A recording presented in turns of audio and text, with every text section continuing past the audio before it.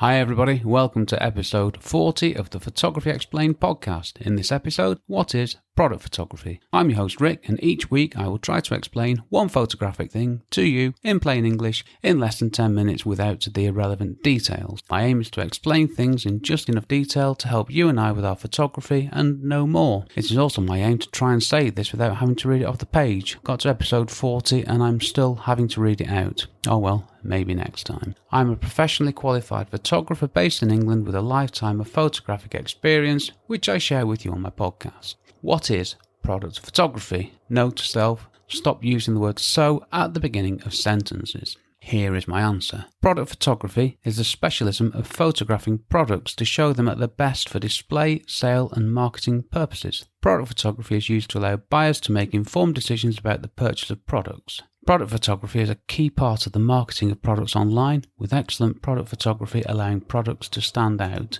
Now, that's all my own words, and we can put it another way, which I will come back to in my one-line summary. Product photography is used to sell products. Okay, now, before I go on, if you're thinking of product photography like I was some time ago, as in just photographing tiny things on a tabletop, we all need to think a lot broader and bigger than that. I'll get onto it. Trust me, this is good stuff. What is product photography used for?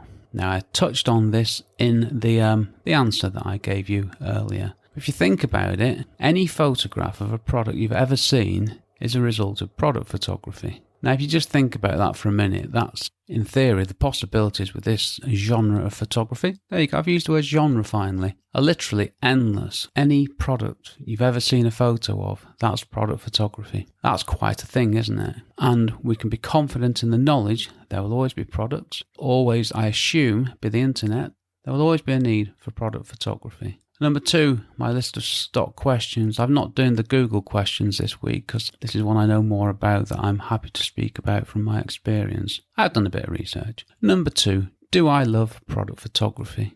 Actually, I do. I've done a few commercial shoots which were of completely different subject matters. So what were they? Well, the first one was a table made of stainless steel, I think, with a glass top. I photographed the table in someone's house who was manufacturing it. That went fine. I went back and photographed another version of it. That went fine. And then I was sent a number of plastic caps which go on the corners, which I was asked to photograph. Now that one took a bit of working out. I had to buy a tent to take photos in. And this is your classic tabletop product photography. I wrote a blog post about this, which I need to update. I'll add a link to the transcript on the Photography Explained podcast website. So I bought this little tent with LED lights in it, and it cost me, it was about a tenner. It was ridiculous. And the photos were, well, they were pretty amazing, I have to say. The photos are on the blog post. Check out the transcript. There should be a link on it at some point after this has been published. And it did make me, it's one of those times when I was looking at these photos thinking, did I really take them? They look like they've been taken by, should I say, dare I say it, a professional photographer. Yep, I still suffer from imposter syndrome. So if you do as well, don't worry about it. Possibly not a bad thing. So that was 3 product shoots from one inquiry. Do one job right, you get more jobs. I've also photographed construction products. Now there have been a few more, but these are the ones that sprang to mind when I was drafting out the notes. The first product was Dulux paint. Yes, I have photographed paint after it had dried on a wall, thankfully. That was a challenge. It was flame retardant paint in a stairwell in some flats in Dorset. I have also photographed rock wool insulation being installed on a major refurbishment project in Portsmouth. Catney lintels being installed at a doctor's surgery in Corfe Castle. Ice over insulation in a funky new house in the middle of Wiltshire. These are all very, very large, famous, significant companies. Dulux, Rockwool, Catney, Iceover, they're massive. And I photographed their products, which is great. I've also photographed another product, which, again, I just wanted to broaden out the possibilities for what you call a product. Temporary buildings for Elliott UK, no less, another big name in construction. I photographed a number of their temporary buildings and even a petrol station. So, where does product photography end? Well, the building's a product if you think about it, so is a temporary building a product? Doesn't really matter, it's just worth thinking about and not necessarily constraining yourself to small things in a small tent on a table in your house. Number 3, how do you do product photography? Well, it depends what you're photographing. you'll photograph a small rectangular piece of plastic differently than you will to a petrol station. Again, I'll say it again, don't restrict your thinking. I can't really answer that one here. In fact, I can answer it, and I will do with the next point. What is good product photography? So the outcome of how you do product photography is you create good product photography.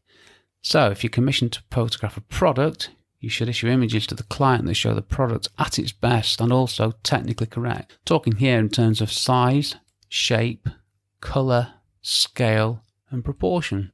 It has to look as it is, because if you don't, you're at risk of misleading customers, and that's no use to a client in this litigious age. I don't think I can say it. In this age of lawsuits being popular, that's the other way of saying it. What gear do you need for product photography? Sorry, I tried to put the number 5 in the middle of that one. Yep, I bought a tent. It was called the Photo Studio Tent Mini Foldable Photography Studio Portable Light Box Kit with LED light. Snappy name, about £10 on Amazon. Other shops are available. Just go online, you'll see hundreds and hundreds of these. And obviously for construction product photography, it's the whole range of gear. So you really are going from one extreme to the other. What's the best camera for product photography? Well, I use a Canon 6D and it's wonderful. Whatever camera you've got, don't sweat it too much. Do I do product photography? Number 7. Yes, I do. Number 8. Can you make a living from product photography? I think we've established this is a potentially endless range of subjects. Sorry, I'm going to go back to my elocution lessons after this. I'm not, obviously, but yes, you can make a living, or product photography can contribute to you making a living. It might be a better way of putting it. Do you need specialist knowledge? No, you don't. Anyone can do this, but knowledge will help. Image capture, processing, they're the key ones. Number 10, how do I start as a product photographer? Spend a tenner, photograph some stuff at home, take it from there. This is the beauty of this.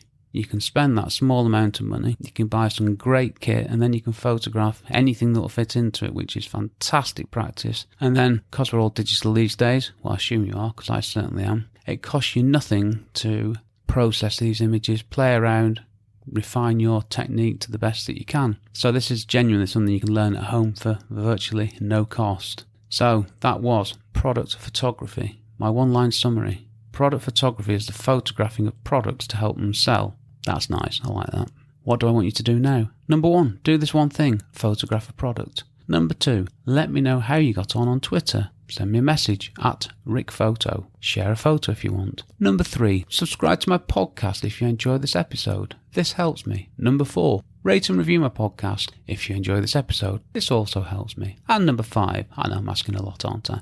Tell someone you know about my podcast. This also helps me as well. Next episode. Okay, I'm not going to go through the 20 most popular types of photography I listed in episode 32. So I'm going to do a wrap up next episode of those. Okay, I'm done. Slightly over time, but not as bad as previous weeks. Thank you very much for listening to my small but perfectly formed podcast. Check out my website, rickmcavoyphotography.com, where you can find out all about me and my architectural and construction photography work, as well as my blog, where you can learn lots more about photography. Also, check out my Photography Explained podcast, where you can find out how to ask me a question, find a list of episodes, and also things that I'm going to explain in future episodes. This episode was brought to you very much by the power of caffeine, early on a Monday morning. I've been Rick McEvoy. Thanks again very much for listening to me and for giving me 11 minutes of your valuable time, and I will see you on the next episode. Not quite 11 minutes, so quite happy with that. Bye for now.